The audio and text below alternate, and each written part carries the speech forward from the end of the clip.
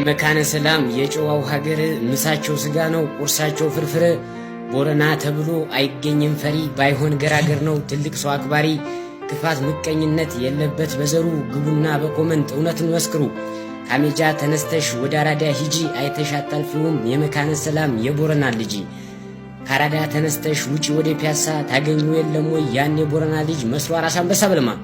ፒያሳን አለፍ ብለሽ ድረሽ መናኸሪያ ገዝተሽ ትመጫለሽ ሙዝና ብርቱካን ሎሚና ፓፓያ በላት።